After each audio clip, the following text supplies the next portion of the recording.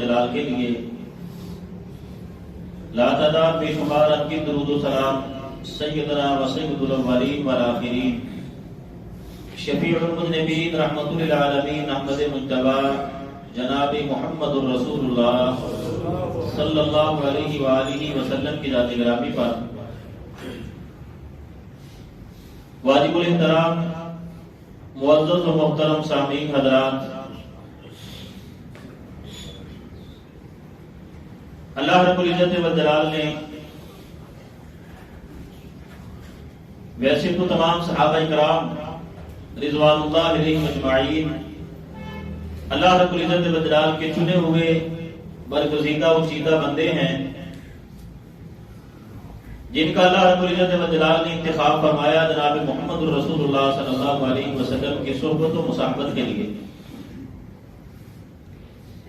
مجموعی طور پر اللہ رب العزت والجلال نے ان کے بارے میں فرمایا اولئک هم المفلحون اولئک هم المهتدون اولئک هم المتقون اولئک هم الراشدون رضی اللہ عنہم ورضوا عنہ۔ لیکن پھر بھی ان کے اندر درجہ بندی ہے، تمام صحابہ کرام مقام و مرتبے کے اعتبار سے برابر نہیں ہیں۔ جیسے اللہ رب العزت والجلال نے انبیاء کے اندر ایک درجہ بندی رکھی ہے، ایسے ہی صحابہ کرام کے اندر بھی ایک درجہ بندی ہے۔ مجموعی طور پر سارے اللہ رب العالمین کے چنے ہوئے بندے ہیں، لیکن ان سب میں جو مقام و مرتبہ، جو عزت و عظمت اللہ رب العزت والجلال نے سیدنا ابوبکر صدیق رضی اللہ تعالیٰ کو عطا کی ہے، وہ کسی اور کو حاصل نہیں ہے۔ قرآن مجید کا اسلوب بھی یہی بتاتا ہے۔ اللہ رب العزت والجلال نے فرمایا وَمَن يُطِعِ اللَّهَ وَالرَّسُولَ فَأُولَٰئِكَ مَعَ الَّذِينَ أَنْعَمَ اللَّهُ عَلَيْهِمْ۔ جو بندہ بھی اللہ رسول کی فرما برداری کرے گا اس پر اللہ رب العزت والجلال کا انعام یہ ہوگا کہ اللہ رب العالمین اس بندے کو اپنے انعام یافتہ لوگوں میں شامل کر لے گا۔ وہ انعام یافتہ کون ہے؟ من النبیین، پہلے نمبر پر انبیاء، اور انبیاء کے بعد والصدیقین، صدیقین کے ساتھ۔ قرآن مجید کا اسلوب بھی یہی بتا رہا ہے کہ انبیاء کے بعد اگر کسی کا مقام ہے تو اس کو صدیق کہا جاتا ہے۔ اور جناب محمد رسول اللہ صلی اللہ علیہ وسلم کی حدیث مبارکہ بھی ہمیں یہی بتاتی ہے۔ اللہ کے رسول اور پہاڑ پر چڑھے، پہاڑ نے ہلنا شروع کر دیا، آپ نے اپنا پاؤں پہاڑ پہ مارا اور فرمایا کیا ہو، ٹھہر جا، تجھے معلوم نہیں انکا علیک نبی و صدیق و شہیدان، کہ تیرے اوپر ایک اللہ کا نبی ہے، دوسرا صدیق ہے، اور دو تیرے اوپر شہید ہیں۔ اللہ کے رسول صلی اللہ علیہ وسلم نے بھی اسی طرح اشارہ کیا کہ نبی کے بعد جس کا مقام ہے اسے صدیق کہا جاتا ہے۔ ایسے ہی اللہ کے رسول ایک مرتبہ ہرا کی پہاڑی پر چڑھے تو اس نے بھی ہلنا شروع کیا، تو وہاں بھی آپ نے یہی فرمایا کہ ٹھہر جا، تیرے اوپر ایک اللہ کا نبی ہے، ایک صدیق ہے، دو شہید ہیں۔ یہ تو قرآن اور جناب محمد رسول اللہ صلی اللہ علیہ وسلم کے فرمان کا اسلوب ہمیں بتا رہا ہے کہ نبی کے بعد جس کا مقام ہے اس کو صدیق کہا جاتا ہے۔ مشرکین مکہ مخالفت کے باوجود وہ بھی جانتے تھے کہ نبی کے بعد جس کا مقام آتا ہے، نبی کے بعد نبی کی جگہ پر جو آتا ہے اس کو صدیق کہا جاتا ہے۔ احد کے موقع پر جب مسلمانوں کو نقصان ہوا اور مسلمانوں کے پاؤں اکھڑ گئے، ابو سفیان نے کہا، آواز دی، حل فیکم محمد، کیا تمہارے اندر محمد موجود ہے صلی اللہ علیہ وسلم؟ اللہ کے رسول نے فرمایا خاموش رہو، جواب نہیں دینا اس کو۔ کیا تمہارے اندر محمد ہے؟ اللہ کے رسول کے بعد اس نے جس کا نام لیا، حل فیکم صدیق، کیا تمہارے اندر ابوبکر صدیق موجود ہے؟ فرمایا خاموش رہنا، جواب نہیں دینا۔ اس کے بعد فرمایا کیا تمہارے اندر عمر موجود ہے؟ اللہ کے رسول نے فرمایا جواب نہیں دینا۔ پھر اس نے کہا حبل کی جائے ہو، حبل کا نام بلند ہو، اس نے آج ہمیں فتح دی ہے۔ پھر اللہ کے رسول صلی اللہ علیہ وسلم نے فرمایا کہ اب اس کو جواب دو، اسے بتاؤ کہ اللہ اکبر، اللہ سب سے بڑا ہے، اللہ مولانا ولا مولا لکم، ہمارا مددگار ہمارا ساتھی اللہ رب العزت والجلال ہے، تمہارا کوئی مددگار نہیں، کوئی ساتھی نہیں، کوئی تمہاری پشت بھرائی کرنے والا نہیں۔ فرمایا اس کو جواب دو۔ ابو سفیان نے کہا تھا آج ہم نے بدلہ برابر کر دیا، 70 تم نے ہمارے بدر میں مارے تھے، آج احد میں ہم نے تمہارے 70 مار دیے۔ فرمایا نہیں، اس کو جواب دو کہ تمہارے مقتولوں میں ہمارے مقتولوں میں بڑا فرق ہے، تمہارے جتنے بھی مرے ہیں سارے جہنم میں گئے ہیں، ہمارے جتنے بھی مرے ہیں اللہ رب العزت والجلال نے ان کو زندہ جاوید بنا دیا۔ یہ برابر نہیں ہے، ہمارے مقتول اور تمہارے مقتول برابر ہو گئے نہیں، تمہارے مقتول جہنم میں گئے اور ہمارے کٹنے والے اللہ رب العزت والجلال کا اس کے سائے کے نیچے چلے گئے۔ اللہ رب العزت والجلال نے شہادتوں کی موتیں دے کر اللہ رب العالمین نے انہیں شہید کا درجہ دے کر اللہ رب العزت والجلال نے ان کو زندہ بنا دیا۔ تو مشرکین مکہ نے بھی جناب محمد رسول اللہ صلی اللہ علیہ وسلم کے بعد اس کا نام لیا، اسے ابو بکر صدیق کہا جاتا ہے رضی اللہ تعالی۔ وہ بھی جانتے تھے کہ اللہ کے پیغمبر کے بعد اگر کسی کا مقام و مرتبہ ہے تو ابو بکر صدیق ہیں۔ حضرت ابو درداء کہتے ہیں رضی اللہ تعالی، میں چل رہا تھا، میرے پیچھے پیچھے سیدنا ابو بکر صدیق تھے رضی اللہ تعالی، مجھے نہیں معلوم تھا، میں چل رہا تھا، ابو بکر صدیق میرے پیچھے پیچھے تھے۔ رسول اللہ صلی اللہ علیہ وسلم نے دیکھا تو فرمایا ابو درداء تم جانتے ہو کہ اللہ رب العزت والجلال نے یہ ساری کائنات کا جو نظام بنایا ہے، اللہ کا سورج اس کائنات کی جس چیز پر بھی طلوع ہوتا ہے، انبیاء کے بعد اگر کسی کا مقام ہے تو اس کا ابو بکر صدیق کہا جاتا ہے رضی اللہ تعالیٰ۔ فرمایا ابو بکر صدیق کے آگے نہ چلا کرو، ابو بکر صدیق کے پیچھے چلا کرو، اس کائنات پر انبیاء کے بعد اگر کسی کا مقام ہے تو وہ سیدنا ابو بکر صدیق ہے رضی اللہ تعالیٰ۔ کیا مقام دیا اللہ رب العزت والجلال نے؟ یہ جو بھی ہوتا ہے یہ اتفاقی نہیں ہوتا ہے، ہم کہتے ہیں اتفاقی ایسے ہو گیا، اتفاق ایسا ہو گیا، نہیں، یہ اللہ رب العزت والجلال کی قدرت کاملہ کے عین مطابق ہوتا ہے، جو اللہ رب العالمین چاہتا ہے وہ ہوتا ہے۔ غار ثور میں ابو بکر صدیق کی ایڑی پر سانپ نے ڈسا، جناب محمد رسول اللہ صلی اللہ علیہ وسلم نے اپنا لعاب مبارک وہاں لگایا، اللہ رب العالمین نے شفا دے دی۔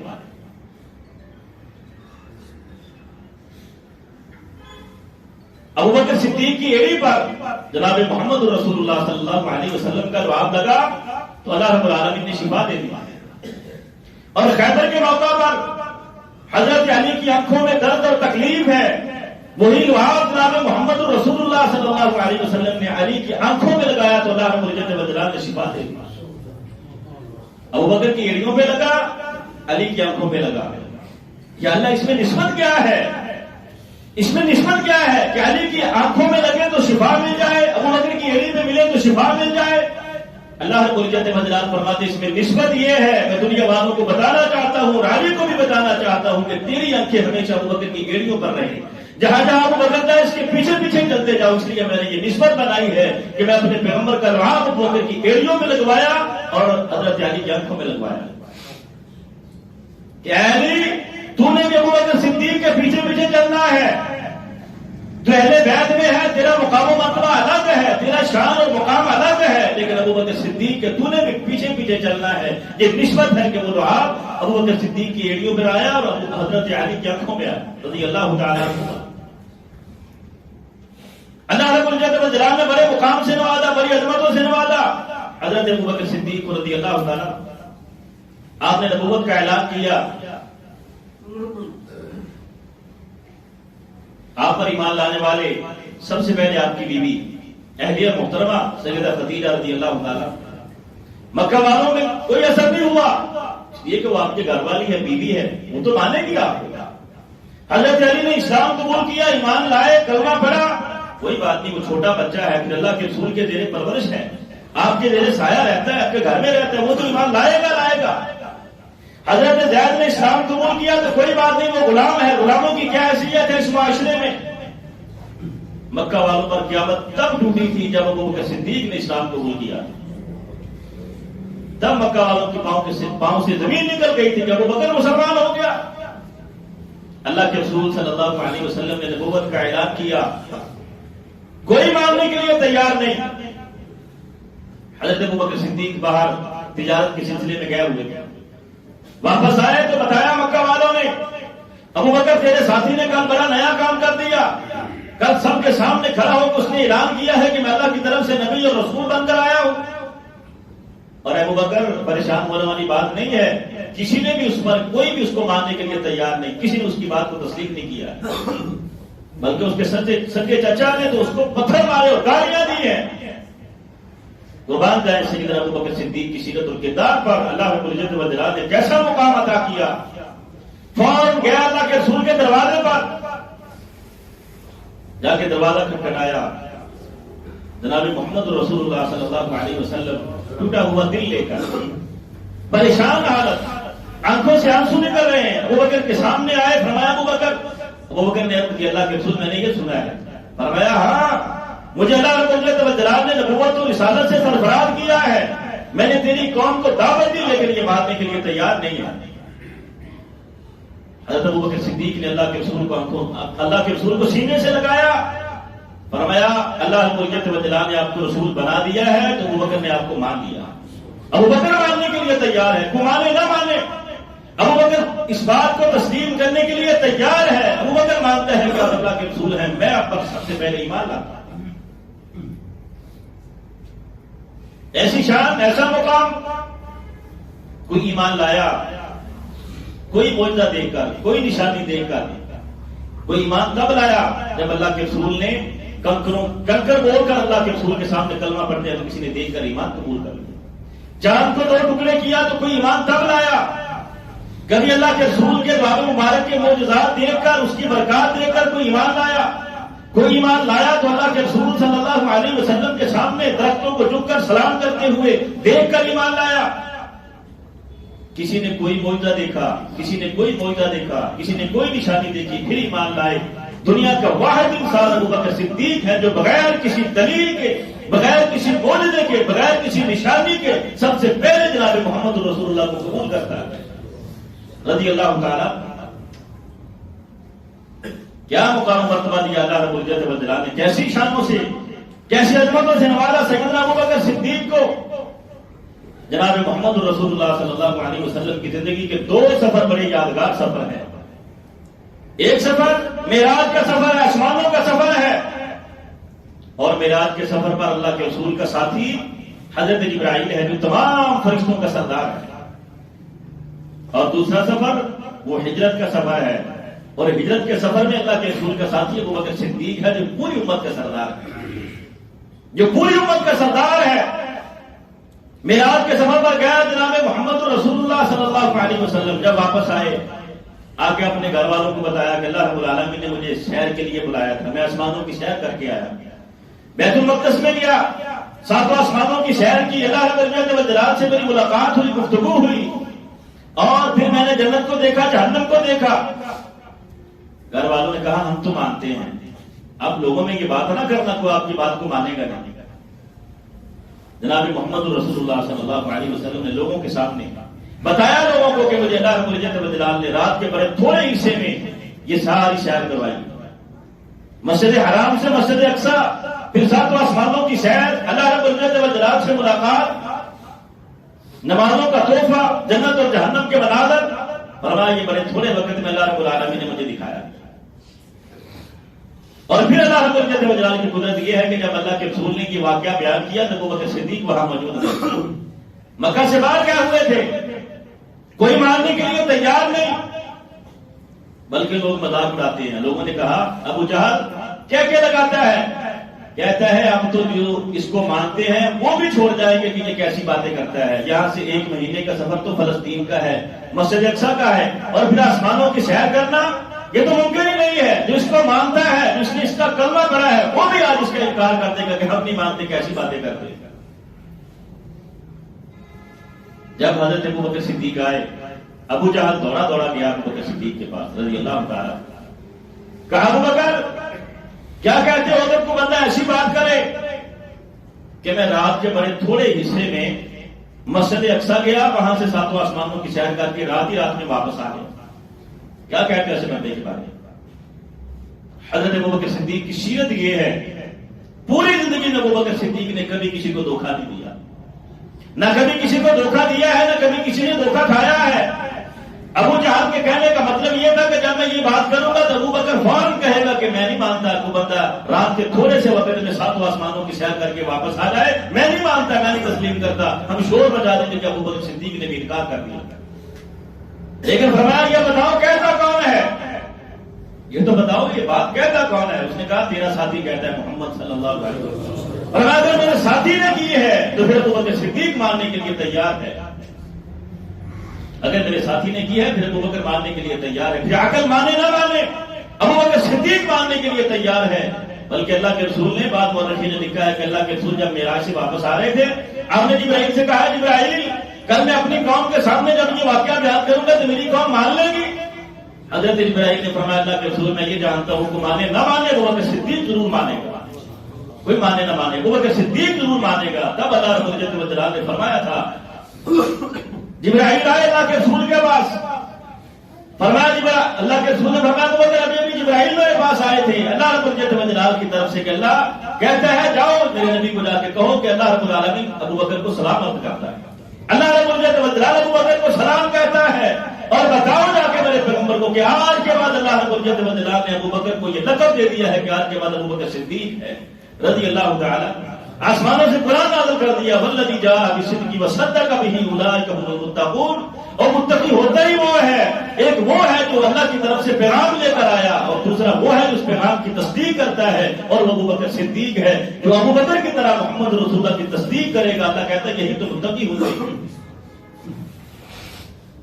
اور میں اللہ کے رسول میں مانتا ہوں اس بات کو. اگر میرے پیغمبر نے بات کی تو پھر جھوٹ نہیں ہے, سچ ہے, اس میں کوئی شک نہیں. اور دوسرا سفر جناب محمد رسول اللہ صلی اللہ علیہ وسلم کا یادگار سفر وہ ہجرت کا سفر ہے, مکہ کو چھوڑ کر مدینہ جانے کا سفر ہے. ابو بکر صدیق سے بڑھ کر جناب محمد رسول اللہ صلی اللہ علیہ وسلم کے ساتھ محبت کرنے والا, جانثاری اور فداکاری دکھانے والا کوئی نظر نہیں آتا ہے. سب سے بڑھ کر اللہ کے رسول پر جان قربان کرنے والے, فدا ہونے والے, اللہ کے رسول کے لیے اپنا مال اپنا ذات تمام چیزیں پیش کرنے والے جناب ابو بکر صدیق ہے رضی اللہ تعالی. پہلے اللہ کے رسول سے اجازت طلب کی کہ اللہ کے رسول آپ اجازت دے دیں تو میں بھی ہجرت کر کے کسی اور شہر میں چلا جاؤں. آپ نے فرمایا نہیں ابو بکر ابھی اللہ رب العزت والجلال نے حکم نہیں دیا, مجھے اللہ کی طرف سے اجازت نہیں ملی ہے, رک گئے. پھر جب اللہ رب العزت والجلال نے اجازت دے دی, دوپہر کے وقت سخت گرمی ہے, دوپہر کا وقت ہے, جناب محمد رسول اللہ صلی اللہ علیہ وسلم نے ٹھاٹھا مارا ہے, منہ کو چھپایا ہوا ہے, ابو بکر صدیق کے گھر کی طرف جا رہے ہیں. آپ کا معمول یہ تھا کہ آپ صبح اور شام کو عصر کے بعد ابو بکر صدیق کے گھر جایا کرتے, صبح کو بھی جاتے تھے شام کو بھی جاتے تھے ملنے کے لیے. لیکن دوپہر کے وقت کیا ہے, کسی نے بتایا کہ ابو بکر جناب محمد رسول اللہ آپ کے گھر کی طرف تشریف لا رہے ہیں. سیدنا ابو بکر صدیق فوراً اٹھے, آگے بڑھ کر جناب محمد رسول اللہ صلی اللہ علیہ وسلم کا استقبال کیا. اللہ کے دوپہر میں آپ آئے اور میں اللہ رب العزت والجلال نے مجھے اجازت دے دی, بلکہ پہلے فرمایا گھر میں کون ہے ان کو الگ کر دو, بڑی خاص بات کرنی ہے. ابو بکر صدیق نے فرمایا اللہ کے رسول گھر میں کون ہے, آپ کے اہل خانہ ہی ہے, یہ آپ کے اہل خانہ ہی ہے, گھر میں جو بھی ہے وہ آپ کا ہے. اس گھر سے اللہ کے رسول کا راز کبھی باہر نہیں جا سکتا. آپ بات کریں کیا بات کرنی ہے. فرمایا اللہ رب العزت والجلال نے مجھے ہجرت کی اجازت دے دی. ابو بکر صدیق کا سب سے پہلا سوال یہ تھا اللہ کے رسول کے اللہ رب العالمین نے مجھے بھی ساتھ جانے کی اجازت دے دی, کیا میں بھی آپ کے ساتھ چلوں گا, کیا میری صحبت کا بھی اللہ رب العزت والجلال نے حکم دیا ہے. فرمایا ہاں اللہ رب العزت والجلال نے تیری صحبت کا بھی حکم دیا ہے. ابو بکر صدیق کی آنکھوں سے خوشی سے آنسو جاری ہو جاتے, خوشی سے آنسو نکل پڑے کہ اللہ رب العزت والجلال نے آسمانوں سے میرا نام لیا ہے کہ میں آپ کے ساتھ جاؤں گا, میں آپ کا رفیق بنوں گا, میں آپ کا ساتھی بنوں گا. گھر کا سارا مال جتنا بھی تھا سارا ابو بکر صدیق نے اپنے پاس لیا اور چل دیا. سب کچھ قربان کیا ہوا جناب محمد رسول اللہ صلی اللہ علیہ وسلم کا. ان کے والد گرامی حضرت ابو قحافہ ابھی مسلمان نہیں ہوئے تھے, بعد میں مسلمان ہوئے. آنکھوں سے نبینے تھے, نظر نہیں آتا تھا. اپنی پوتی حضرت اسماء کے پاس آئے, کہا بیٹی تیرا باپ چلا گیا, کیا گھر میں کو ہمارے لیے بھی چھوڑ کے گیا ہے, پیسے وغیرہ یا سب کچھ ہی لے گیا ہے. جو بھی گھر میں سامان تھا, جو بھی مال تھا, جو بھی روپیہ پیسہ تھا وہ سارا ابو بکر صدیق ساتھ لے گئے. لیکن قربان جائیں یہ تو پورا خاندان ہی جناب محمد رسول اللہ صلی اللہ علیہ وسلم کی خدمت میں لگا ہوا ہے. کہا گھر میں کو ہمارے لیے بھی تیرا باپ چھوڑ گیا کہ نہیں. حضرت اسماء بڑی سمجھدار تھی, صاف صاف چھوٹے چھوٹے کنکر جمع کیے, ایک برتن میں ڈال کر اپنے باپ کا ہاتھ پکڑا، اوپر لگا دیا، کہا یہ دیکھو ہمارا باپ ہمارے لیے کتنا مال چھوڑ کے گیا. پورا خاندان ہی جناب محمد رسول اللہ کی خدمت میں لگا ہوا ہے. سارا خاندان اللہ کے رسول کی خدمت میں لگا ہوا ہے. ادھر ابو بکر کے بیٹے حضرت عبد الرحمان، ان کی ذمہ داری یہ ہے کہ تو نے سارا دن مکہ میں گشت کرنا ہے، دیکھنا ہے کہ مشرکین مکہ کیا منصوبے بناتے ہیں، کیا مشورے کرتے ہیں. ساری رپورٹ لے کر شام کو ہمیں غار ثور میں جا کے رپورٹ ہم تک پہنچانی ہے کہ مشرکین مکہ کیا مشورے کرتے ہیں.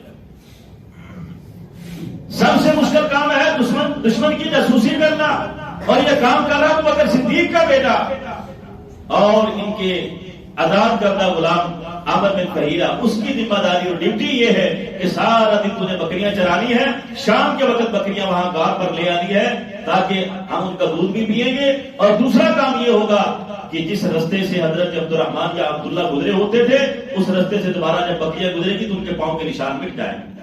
مکہ والوں کو خبر نہیں ہوگی کہ یہاں کو بندہ گیا تھا. یہ ساری جانشاری اور فداکاری کون دے رہا ہے؟ ابو بکر صدیق کا خاندان پیش کر رہا ہے. ابو بکر صدیق کا خاندان یہ ساری جانشاری اور فداکاری پیش کر رہا ہے. تو اس سفر میں ابو بکر کے ساتھی تھے جناب محمد رسول اللہ کے ساتھی تھے سیدنا ابو بکر صدیق رضی اللہ تعالیٰ عنہ، جو اس پوری امت کے سردار ہیں. انبیاء کے بعد جن کا مقام ہے، اللہ رب العزت والجلال نے انبیاء کے بعد اگر کسی کو مقام دیا ہے تو وہ سیدنا ابو بکر صدیق ہے رضی اللہ تعالیٰ. ایسے تو نہیں حضرت عمر کہا کرتے تھے، کہتے تھے کہ اگر ابو بکر کا ایمان ایک طرف ہو اور پوری امت کا ایمان دوسری طرف رکھ دیا جائے تو ابو بکر صدیق کا ایمان پوری امت کے ایمان سے زیادہ وزنی ہے، پوری امت کے ایمان سے زیادہ وزنی ہے. اور وہ تو کہا کرتے تھے، کسی نے پوچھ لیا، کہا تم میری اور ابو بکر کے اعمال کی بات کرتے ہو، ہمارے اندر توازن کرتے ہو؟ کہا عمر کے پورے خاندان کی نیکیاں ایک طرف اور ابو بکر صدیق کی غار ثور کی ایک رات ایک طرف. ابو بکر صدیق کی ایک رات ایک طرف اور عمر کے پورے خاندان کی نیکیاں ایک طرف. ہمارے پورے خاندان کی نیکیاں بھی مل کر ابو بکر صدیق کی نیکیوں کا مقابلہ نہیں کر سکتے. کیسی عظمتوں سے نوازا اللہ رب العزت والجلال نے ابو بکر صدیق رضی اللہ تعالیٰ عنہ کو. جناب محمد رسول اللہ صلی اللہ علیہ وسلم کو اتنی محبت تھی ابو بکر صدیق سے، اگر کوئی ابو بکر کی طرف اشارہ بھی کرتا تھا تو جناب محمد رسول اللہ کو غصہ چڑھ جاتا تھا، آپ کے چہرے کا رنگ بدل جاتا تھا. ایک مرتبہ حضرت عمر کے ساتھ کوئی تھوڑا سی بات چیت ہوگی، عمر ناراض ہو گیا، ابو بکر صدیق نے معذرت بھی کی لیکن نہ مانے. گھر میں گیا، گھر میں جا کے ابو بکر صدیق نے عمر سے معافی مانگی لیکن عمر راضی نہیں ہوئے. ابو بکر صدیق وہاں سے سیدھے جناب محمد رسول اللہ صلی اللہ علیہ وسلم کے پاس آئے. آپ نے دیکھا ابو بکر پریشان ہے. کیا ہوا؟ اللہ کے رسول غلطی میری تھی لیکن عمر مجھ سے ناراض ہو گیا، میں نے ان سے معذرت بھی کی ہے، معافی بھی مانگی ہے، گھر میں جا کے میں نے معذرت کیا ہے لیکن عمر مجھ سے راضی نہیں ہوئے. اللہ کے رسول نے فرمایا ابو بکر عمر راضی ہو نہ ہو اللہ رب العالمین تجھ سے راضی ہے، اللہ تجھ سے راضی ہے. اتنے عمر کو بھی احساس ہو گیا کہ ابو بکر نے مجھ سے معذرت کی اور میں نے ان کی معذرت بولنے کی. وہ بھی اٹھے اور آ گئے مسجد نبوی میں جناب محمد رسول اللہ کے پاس. اللہ کے رسول نے فرمایا حل تاریکو صاحبی، کیا تم میرے ساتھی کو میری خاطر چھوڑ نہیں سکتے؟ اس سے ناراض ہوتے ہو، اس کو ناراض کرتے ہو، میرے ساتھی کو ناراض کرتے ہو، کیا میری خاطر میرے ساتھی کو چھوڑ نہیں سکتے تم؟ 3 مرتبہ جناب محمد رسول اللہ صلی اللہ علیہ وسلم نے یہ الفاظ کہے کہ کیا میری خاطر میرے ساتھی کو تم چھوڑ نہیں سکتے؟ آپس میں ایک دوسرے کے ساتھ ایسا معاملہ ہو تو کر لیا کرو لیکن ابو بکر صدیق میرا ساتھی ہے، ابو بکر صدیق کے ساتھ ایسا معاملہ نہ کیا کرو. اتنے ناراض ہوئے جناب محمد رسول اللہ صلی اللہ علیہ وسلم. حضرت ابو بکر صدیق اپنے گھٹنوں کے بل کھڑے ہو کے کہتے اللہ کے رسول غلطی میری ہی تھی، آپ اتنا ناراض نہ ہوں. تو جناب محمد رسول اللہ صلی اللہ علیہ وسلم کے چہرے کا رنگ بدل جاتا، آپ کو غصہ آ جاتا تھا اگر تو ابو بکر صدیق کی طرف اشارہ بھی کرتا تھا. ایسی ایک اور انصاری کے ساتھ بھی ایسا ہی معاملہ ہوا، وہ بھی ابو بکر صدیق سے کسی وجہ سے ناراض ہو گیا. تب بھی اللہ کے رسول نے یہی فرمایا کہ کیا تم میری خاطر میرے ساتھی کو چھوڑ نہیں سکتے، اس کو معاف نہیں کر سکتے؟ جانتے ہو جب تم سب نے میری تکلیف کی تھی تو ابو بکر صدیق نے میری تصدیق کی تھی. جب تم میں سے کوئی میرے اوپر ایمان لانے کے لیے تیار نہیں تھا تو سب سے پہلے ابو بکر صدیق میرے اوپر ایمان لایا تھا. جب تم نے اپنے مال روک لیے تھے تو ابو بکر صدیق تھا جس نے اپنا مال میرے قدموں میں ڈھیر کر دیا تھا. کیا میری خاطر تم میرے ساتھی کو چھوڑ نہیں سکتے؟ کیا مقام و مرتبہ دیا اللہ رب العزت والجلال نے سیدنا ابو بکر صدیق کو رضی اللہ عنہ. ابوبکر صدیق سے پہلے کسی کا نمبر نہیں ہے، انبیاء کے بعد اگر کسی کا مقام ہے تو اس کو ابوبکر صدیق کہا جاتا ہے رضی اللہ تعالیٰ۔ زندگی میں ایک مرتبہ حضرت عمر کے دل میں یہ بات آئی تھی کہ آج میں ابوبکر صدیق سے بازی لے جاؤں گا، لیکن کہتے ہیں مجھے یقین ہو گیا کہ ابوبکر صدیق سے آگے کوئی نہیں بڑھ سکتا۔ اللہ کے رسول نے اعلان کیا تھا فنڈ کے لیے، جہاد کے لیے فنڈ جمع کرنا ہے۔ عمر گھر میں گئے، سوچا آج موقع ہے کہ ابوبکر صدیق سے بازی لے جاؤں گا۔ گھر کا سارا سامان جمع کیا، اس کو 2 حصوں میں تقسیم کیا، آدھا سامان گھر والوں کے لیے چھوڑ دیا، آدھا جناب محمد رسول اللہ کی طرف لے آئے۔ اللہ کے رسول نے پوچھا عمر کیا لائے ہو؟ کہا اللہ کے رسول گھر کا آدھا سامان لے کر آیا۔ اتنے ابوبکر صدیق بھی آ گئے رضی اللہ تعالیٰ۔ سوال بدل گیا، عمر سے پوچھا کیا لے کر آئے ہو؟ ابوبکر صدیق آئے تو سوال بدل گیا، فرمایا ابوبکر کیا چھوڑ کر آئے ہو؟ کہا اللہ کے رسول گھر میں اللہ اس کے رسول کی محبت چھوڑ کر آیا ہوں، جو گھر میں تھا سارا اکٹھا کر کے لے آیا۔ عمر کہتے مجھے یقین ہوگا کہ میں کبھی ابوبکر سے آگے نہیں بڑھ سکتا، ابوبکر صدیق سے کبھی آگے نہیں جا سکتا۔ جو مقام اللہ رب العزت و جلال نے ابوبکر صدیق کے حصے میں لکھا ہے، ابوبکر کو دیا ہے، اس مقام مرتبے کو انسان مانے گا، تسلیم کرے گا تو مومن ہوگا، اگر نہیں مانے گا تو پھر وہ مومن بھی نہیں ہو سکتا ہے۔ کسی ایک صحابی کے مقام و مرتبے کا انکار کر دینا، اس کو نہ ماننا انسان کو، مسلمان کو کفر تک پہنچا دیتا ہے۔ ابوبکر صدیق کا مقام یہ ہے کہ انبیاء کے بعد اس کو مانا جائے، جناب محمد رسول اللہ صلی اللہ علیہ وسلم کے بعد ان کا مقام و مرتبہ ہے، ان کی عظمت ہے۔ اللہ رب العزت و جلال نے ایسا ان کا مقام دیا، جناب محمد رسول اللہ صلی اللہ علیہ وسلم نے حکم دیا جتنے دروازے مسجد نبوی کی طرف کھلتے ہیں سارے بند کر دیے جائے، ماں سوائے ابوبکر صدیق کے دروازے کی۔ ابوبکر صدیق کا دروازہ کھلا رہے۔ انصار کے نوجوانوں نے باتیں کی یہ کیا بات ہوئی، ہمارے دروازے بند کر دیے اور ابوبکر صدیق کا دروازہ کھلا رکھا ہے۔ پھر اللہ کے رسول کھڑے ہو گئے، صحابہ کرام نے خطبہ دیا، فرمایا پھر وہی بات کی کہ جب تم سب مجھے چھوڑ گئے تھے تو ابوبکر صدیق تھا جو میرا ساتھ دینے والا تھا، سب سے پہلے میرے اوپر ایمان لانے والا تھا، سب سے پہلے میری تصدیق کرنے والا تھا، اپنا سارا مال میرے اوپر قربان کرنے والا تھا۔ پھر اللہ کے رسول نے یہی خطبہ دیا، یہی بات ارشاد فرمائی کہ ابوبکر صدیق سے بڑھ کر کوئی نہیں ہے۔ آپ نے فرمایا اللہ رب العزت و جلال، آپ نے فرمایا اگر میں نے دنیا میں کسی کو خلیل بنانا ہوتا تو ابوبکر صدیق کو بناتا، لیکن میرے پاس ایک ہی دل تھا، وہ دل میں نے اللہ رب العزت و جلال کو دے دیا ہے۔ اگر اس دل میں اللہ کے علاوہ اللہ کے سوا کسی اور کے لیے جگہ ہوتی تو فرمایا میں ابوبکر صدیق کو دیتا، اس دل میں اللہ کے ساتھ کسی اور کو بٹھانا ہوتا تو ابوبکر صدیق کو جگہ دیتا۔ فرمایا ایک ہی دل تھا، وہ میں نے اللہ رب العزت و جلال کو دے دیا ہے۔ اگر دنیا میں میں نے کسی کو خلیل بنانا ہوتا تو ابوبکر صدیق کو بناتا رضی اللہ تعالیٰ۔ کیا شان دی اللہ رب العزت و جلال نے، کیا مقام و مرتبہ دیا۔ اس وقت سے لے کے آج تک دنیا لگی ہوئی ہے ابوبکر صدیق کو جناب محمد رسول اللہ سے الگ کرنے کے لیے کہ ابوبکر صدیق کو محمد رسول اللہ سے توڑ دیا جائے، جدا کر دیا جائے۔